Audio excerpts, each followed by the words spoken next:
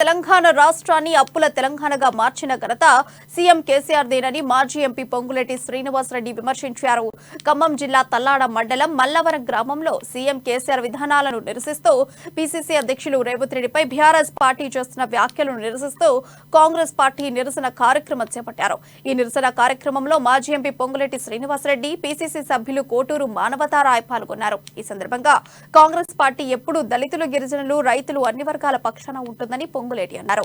ఆనాటి దివంగత ముఖ్యమంత్రి వైఎస్ రాజశేఖర రెడ్డి నాయకత్వంలో ఉచిత విద్యుత్ ఇచ్చిన ఘనత కాంగ్రెస్ పార్టీదేనని హర్షం వ్యక్తం చేశారు.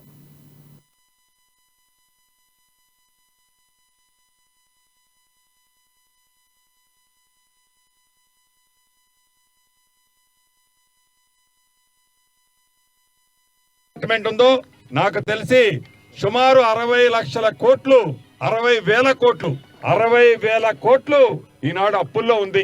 అయ్యా కల్వకుంట్ల చంద్రశేఖరరావు గారు, తెలంగాణ రాష్ట్రం ధనిక రాష్ట్రం అని మేము చెప్పలే, మీరు చెప్పారు.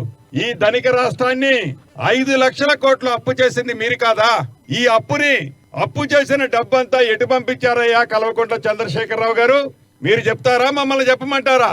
ఆ డబ్బంతా కల్వకుంట్ల కుటుంబానికి ట్రాన్స్ఫర్ చేసుకున్నారు. ఆ సందర్భంలో రేవంత్ రెడ్డి గారు ఏదైతే మీరు మ్యాచ్ ఫిక్సింగ్ చేసి ప్రైవేట్ సెక్టర్ల దగ్గర, వివిధ రాష్ట్రాల్లో ఉండే కరెంటుని పేరుతో కొంటున్నామని చెప్పి అక్కడ మీరు ఏదైతే అవినీతి పాల్పడుతున్నారో, ఏదైతే అవినీతి సొమ్మును మీరు పోగు చేసుకుంటున్నారో, ఆ సొమ్ము సందర్భంగా రేవంత్ రెడ్డి గారు మాట్లాడిన సందర్భాన్ని మీరు కాంగ్రెస్ పార్టీ అధికారంలోకి వస్తే